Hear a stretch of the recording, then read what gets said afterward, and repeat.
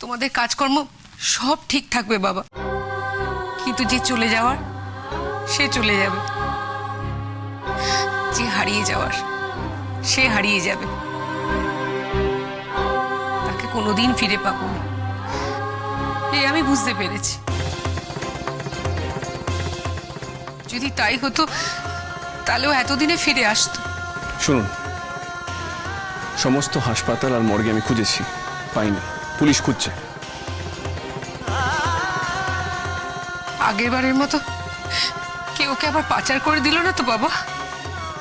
এই জন্য ছবিটা সব থানায় দেওয়া হয়েছে।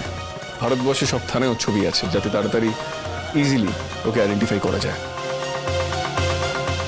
একটু সময় লাগবে, আই এম শিওর জাহ্নবীকে খুব তাড়াতাড়ি খুঁজে পাওয়া যাবে।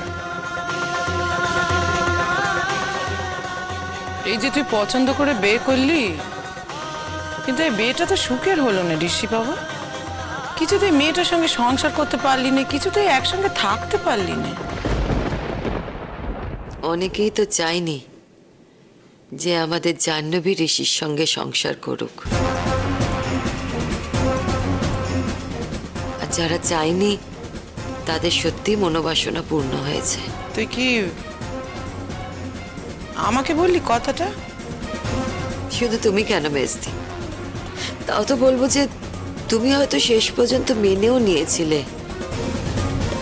কিন্তু এমন অনেকেই আছে যারা এখনো মন থেকে মানতে পারেনি। এখনো যদি তাদের অপশন দেওয়া হয়, তাহলে কিন্তু তারা এখনো রশনিকেই আমার ছেলের বউ হিসেবে মনে মনে মেনে নেবে। দেখো, এই কথাটা তুমি আমাকেই বলছো, সেটা আমি বুঝতে পারছি। হ্যাঁ, ইটস ট্রু, আমার ওর প্রতি একটু রিজার্ভেশন আছে, কিন্তু যেটা অন্যায় সেটা তো অন্যায়। যেটা অন্যায় করেছে সেটা তো আমি সাপোর্ট করিনি, এটা তো সত্যি কথা। আর রোশনি অন্যায় করেছে। সাপোর্ট করার কোনো উপায় ছিল রে? কি সাপোর্ট করতিস? হাতে নাতে তো প্রমাণ হয়ে গেল যে লোকটা এখানে এসেছিল তাকে ওই ভাড়া করে পাঠিয়েছিল। জাহ্নবীকে তো প্রায় ঘর ছাড়া করেই ছেড়েছিলাম, তখন পারিনি, দুদিন পরে সেই ঘর ছাড়ারই ব্যবস্থা করল। দেখো, আমরা শিওর না হয়তো কোনো কথা বলতে পারি না। মেয়েটা তো জেলে ফিরে গেছে। তার মানে এখন আমাদের কিচ্ছু করার নেই? অপেক্ষা করা ছাড়া কিছু করার নেই, অপেক্ষা করতে হবে। প্রতিদিন থানায় গিয়ে খোঁজ নিতে হবে। তুমি খুব শক্ত হয়ে গেছো ঋষি। জীবন আমাকে শক্ত করে দিয়েছে, বিশ্বাস করুন। আমার এত ঘটনা ঘটেছে, এখন তো শুধু মনে হয় জাহ্নবী যেখানেই থাকুক বেঁচে থাকুক। আর বেঁচে থাকলে জাহ্নবীকে আমি ঠিক খুঁজে পাবো। এসব কি কথা বলছিস ঋষি? বেঁচে থাকবে না তো কোথায় যাবে? ওকে তো পৃথিবী থেকে সরিয়ে দেওয়ার জন্যই সবার চেষ্টা, তাই নয়? পৃথিবী থেকে ওকে সরিয়ে দিতে পারলে অনেকের অনেক লাভ হবে। জেঠুমনি, গৌরবে বহু বচন করে কি লাভ? অনেকে লাভ বলছো কেন? বলো একজনের লাভ। কিন্তু জাহ্নবী পৃথিবী থেকে চলে গেলেই যে ও আমার কাছে চলে আসবে, সেটা তো কোনো হতে পারে না।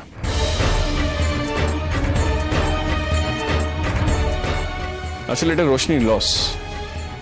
ও আরো তিলে তিলে নিজের ঘেন্নার পাহাড়টাকে বাড়িয়ে তুলছে, সেটাও নিজে বুঝতে পারছে না। সেসব বোঝার তো আর কোনো দরকার নেই। ও শুধু চায় জাহ্নবীর ক্ষতি করতে, আর এই ব্যাপারে কোনো দ্বিমত নেই। আমার তো মনে হয় ওই একটা উদ্দেশ্য নিয়েই বেঁচে আছে। দেখো, ওর জায়গায় দাঁড়িয়ে একবার তোমরা ভাবো, ও যাই করুক, মানে ও দোষী হোক বা না হোক, এছাড়া তো কোনো উপায় নেই। ও ওই জন্যই অত ডেসপারেট হয়ে গেছে। তুমি কি এখনো ওর হয়ে সাপাই গাইতে চাইছো? হ্যাঁ, এই যে আমি মেয়েটাকে কত অপছন্দ করতুম, কিন্তু আর অপছন্দ করতে পারিনি। ও বাধ্য করেছে অপছন্দ না করার জন্য। কিন্তু তুমি এখনো বদলালে না। অবাক লাগছে খুব আমার ছোট ঠাকুরপো, খুব অবাক লাগছে। দেখো, মেজদা ওর হাত ধরে এই বাড়িতে এসছে বলে তাই তুমি ওকে পছন্দ করছো, তা না হলে তুমিও কিন্তু ওকে পছন্দ করতে না। এখন তো আমার মেয়েটা চলেই গেছে, বেঁচে আছে কি বেঁচে নেই তারও কোনো ঠিক নেই। আর আপনারা ওকে মেনে নেওয়া না নেওয়া নিয়ে কথা বলছেন। উনি সত্যিই বলেছেন। তোমরা এখন এইসব আলোচনা কেন করছো? শোনো, বাড়িতে যদি একটা বিড়াল থাকতো আর সে যদি চলে যেত, তাতে তোমার কষ্ট হতো। তাকে তোমরা খুঁজতে। আর জাহ্নবী তো একটা মানুষ, এই বাড়ির প্রত্যেকের জন্য অনেক কিছু করেছে। তোমাদের কি সেটা মনে হয় না? না না, কথা উঠলো তাই কথাটা বলছি। তুই তো খোঁজ করছিস, দিন রাত এক করে খুঁজছিস, আমরা কি তাতে কিছু বলেছি? বাবা, আমরা বলো না, আমরার কোনো মানে হয় না। বলো আমি খুঁজছি। ইনফ্যাক্ট জেঠুমনি আমাকে বলেছিল যে ঋষি, আমি কি তোর সঙ্গে যাব? তুমি তো আমাকে কোনোদিন জিজ্ঞেস করনি যে ঋষি তোর সঙ্গে যাব, থানায় গিয়ে খোঁজ খবর নেব। করেছো কি? অ্যাকচুয়ালি তুই যাচ্ছিস বলে তাই আমি আর যাইনি। দেখ, তুই গেলে যে কাজটা হবে, আমি গেলে কি সেই কাজটা হবে? সেটা হবে না। দেখো বাবা, তুমি যদি কোনো বিষয়কে অ্যাভয়েড করতে চাও তাহলে অজুহাতের কোনো অভাব হয় না। এখনো তুমি তাই করছো। ঠিক বলেছিস ঋষি। উনি যদি মনে করেন যে কোনো বিষয়কে অ্যাভয়েড করবেন, তাহলে অবশ্যই উনি অনেক যুক্তি খুঁজে পাবেন। আমি একটা কথা বলবো ভাবছিলাম ঋষি।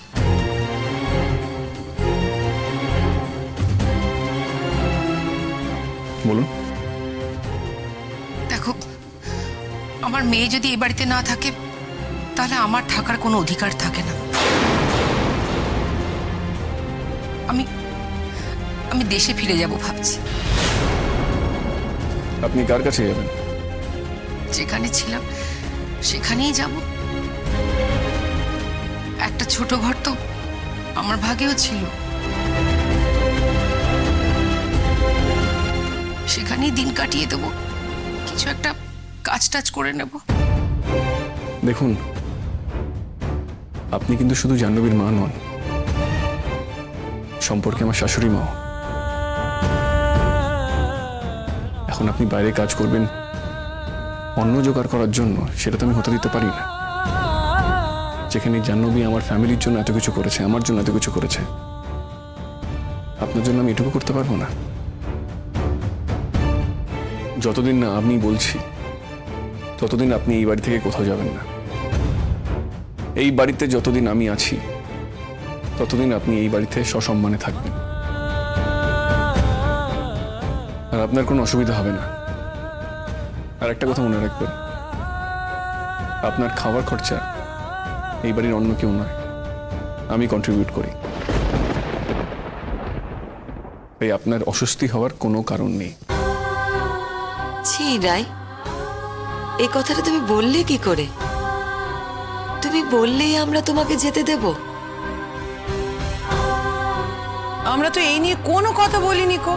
তোমার হঠাৎ এই বিষয়টা মাথায় এলো কি করে? মেয়ের শ্বশুর বাড়ি, মেয়ে যদি না থাকে, মেয়েকেই যদি খুঁজে না পাওয়া যায়, তাহলে আমি এখানে থেকে কি করব বল?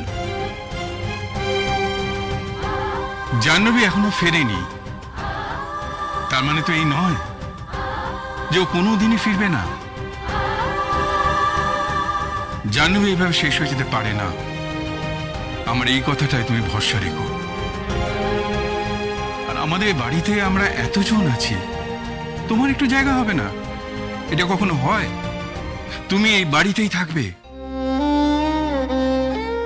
তোমার মেয়ে যদি ফিরে আসে আর ফিরে এসে দেখে যে তুমি নেই, তাহলে আমাদের সম্বন্ধে কি ধারণা হবে তা? সে কি ভাববে যে আমি ছিলাম না? আমার মাকে কেউ ধরে রাখতে পারলো না। সেই ধারণা তুমি কেন করতে দেবে? জাহ্নবী তো এই বাড়ির জন্য কম কিছু করেনি। আমি তো পরস্পর, আমি কেউ ছিলাম না ওর। আমার জন্য ও কি লড়াইটা করেছিল বলো?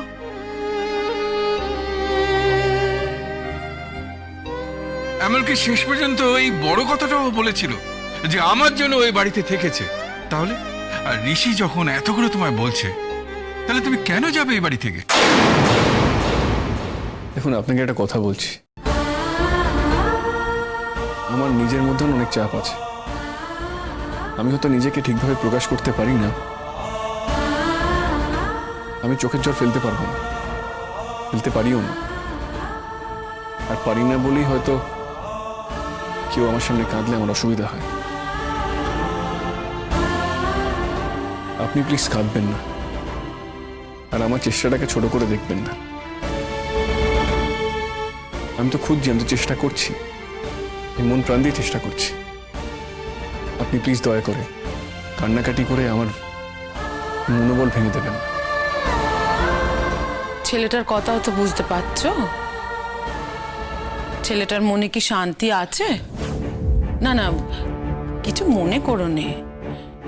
বিয়ের পর থেকে যে কারণেই হোক, আমি বলছি নে এটা জাহ্নবীর কোনো দোষ আছে, আমি বলছি না, কিন্তু তবুও বলো দেখিনি, ওকে আর সুস্থভাবে জীবন কাটাতে পারছে? বাড়িতে এইরকম একটা দুর্ঘটনা ঘটেছে, আর আমাদের ছেলে কত চেষ্টা করছে বলো। কান্নাকাটি করো নে মা, কান্নাকাটি করো নে। দেখো, তুমি কান্নাকাটি করলে ওর মনে জোর ভেঙে যাবে। সেই জন্য তুমি কান্নাকাটি করো না, ওকে বোঝাও, ওকে ভরসা দাও, আশ্বাস দাও। ও যা চেষ্টা করছে সেই চেষ্টা যেন ফল পায়। পারছি না দিদি, ওই একটাই তো, ওই তো আমার সবটা জুড়ে ছিল। আমার সুখের দুঃখের সবকিছুর সাথে ছিল। আমার মনে হয় আমার এই শহরে আসাই ভুল হয়েছিল। এখানে না এলে আমার জীবনে এত দুর্যোগ হতো না। এই কথা আপনি কি বলছেন? গ্রামে কেউ ভালো ছিল? গ্রামে থাকলে আজকে ও কার বউ হয়ে থাকতো আপনার খেয়াল নেই? হ্যাঁ, তা খেয়াল আছে, কিন্তু অন্তত প্রাণে বেঁচে থাকতো। এখন তো এটাও জানি না যে ও প্রাণে বেঁচে আছে কিনা। আজকে মেয়ের খবর পাচ্ছেন না, তাই জন্য আজকে এই কথা বলছেন। মেয়ে ফিরে এলে আপনি যে এই কথা বলবেন না সেটা আমি জানি। ঠিক আছে, চেষ্টা করা হচ্ছে, খুঁজে না পাওয়া গেলে কি করা যাবে? বাট তোমারও তো চাকরির জায়গাটা নষ্ট হচ্ছে, সেটা তো ঠিক নয়। কি বলছো বাবা? দেখ ঋষি, আমি খুব প্র্যাকটিক্যাল মানুষ, আমি প্র্যাকটিক্যাল কথা বলছি। তুই যেভাবে ঘরে বসে আছিস সেইভাবে তোকে খুঁজে পাবি না। আর তুই পুলিশও নস যে বাইরে গেলে তুই খুঁজে পেয়ে যাবি। তুই যেটা করছিস সেটা আমরা যে কেউ করতে পারি। তাই আমি তোকে বলছি, তুই কাল থেকে অফিস যা, আমরা এই খোঁজাখুঁজিটা আমরা করছি। আসলে মেয়েটার কিছু হলে তোমার তো কিছু এসে যাবে না। আমার একটা কথা বলো তো, এই বিয়েটার পর ওর কি ইমপ্রুভমেন্ট হয়েছে? এক্ষুনি বলবে তোমরা যে আমি জাহ্নবীর এগেনস্টে কথা বলছি। আমি আমি আমি যেটা সত্যি ঠিক সেই কথাটা বলছি। কি হয়েছে ওর এই বিয়েটার পর, ওর কি উন্নতি হয়েছে? প্লিজ প্লিজ দয়া করো, তোমাকে কারোর এগেনস্টে, কারোর ফরে কোনো কথা বলতে হবে না। ঋষি তো বড় হয়েছে, সুতরাং ওর ভালো মন্দটাও খুব ভালো বোঝে। তোমাকে ওর ভালো মন্দ নিয়ে মাথা ঘামাতে হবে না। এতদিন তো তুমি ঘামাওনি, সুতরাং আর নতুন করে মাথাটা ঘামাতে যেও না। স্ট্রেঞ্জ, আমি ওর বাবা। তুমি তুমি বললেই তো আমি চুপ করে হাত পা গুটিয়ে বসে থাকতে পারবো না। বাবা যখন হয়েছো, বাবার দায়িত্বটাও পালন করো। ছেলেকে তো অফিসে পাঠাচ্ছ, ছেলের মনের খবরটা বুঝে দেখেছো? ছেলে যাতে শান্ত থাকে, ছেলে যাতে মন দিয়ে কাজটা করতে পারে, সেই ব্যবস্থাটা করো। একটু নড়ে চড়ে বসো, জাহ্নবীর খোঁজ খবরের ব্যাপারে একটু সচেষ্ট হও। সেটা তো তুমি করছো না, সেই জন্য ওকেই করতে হচ্ছে। ও সেই জন্য অফিসে যেতে পারছে না, সেটা তো একটু বুঝে দেখো। কি আশ্চর্য, ও যাচ্ছে বলে আমি যাচ্ছি না। বেশ তো, আমি কাল থেকে যাবো, অসুবিধা কি আছে? বাবা, আর যাই হোক, আমি এটুকু বুঝতে পারি জাহ্নবীকে খুঁজে পাওয়ার ব্যাপারে তোমার কোনো আগ্রহ নেই। আরেকটা কথা জেনে রাখো বাবা, যে জাহ্নবীকে ভালোবাসবে না আর যে জাহ্নবীকে মন থেকে খুঁজতে চাইবে না, তাকে জাহ্নবীর খোঁজার দায়িত্ব আমি দেব না। আমি দুদিকেই ব্যালেন্স করব। দেখো, আমি তো বেশি দিন চাকরি অফ করে থাকতে পারবো না, আমি ম্যানেজ করে দেবো। আমার কাজের দায়িত্ব আমার। আমি কি করে আমার চাকরি বজায় রাখবো সেটা আমার দায়িত্ব, আর আমি জাহ্নবীকে কি করে খুঁজে বার করব সেটাও আমার দায়িত্ব। আমি জানি না কিভাবে, কিন্তু একটা কথা বলতে পারি, আজ নয়, হয়তো কালও নয়, একদিন না একদিন জাহ্নবীকে ফিরে আসতেই হবে।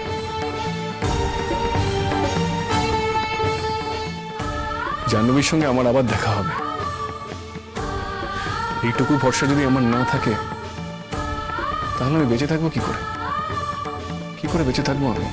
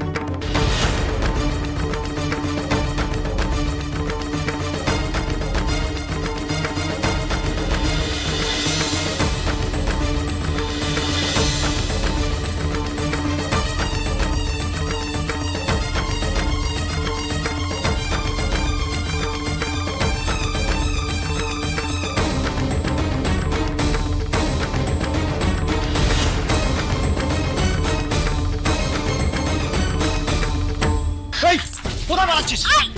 বস পালাচ্ছে, বস চালাচ্ছে, বস।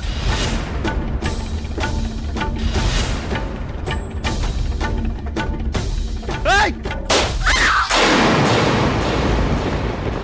কি আছে? বস পালাচ্ছিল, পালাচ্ছিল, কিভাবে পালাচ্ছিল? এই যে বস, জানলা ভেঙে। তারপর তারপর আপনারা তো বলেছিলেন এরকম ঘটনা করলে গুলি চালাতে, তাই আমি বাধ্য হলাম।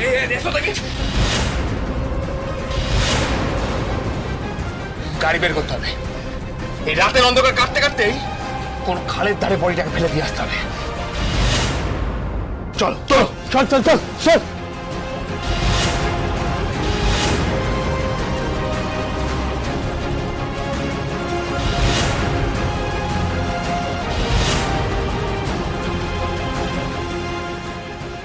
মনে হচ্ছে শেষ হয়ে গেছে, জানিস তো, মুখ কম জায়গায় লেগেছে। আরে ভাই, কথা না বাড়িয়ে তাদের ফেলাস। চল চল চল চল চল।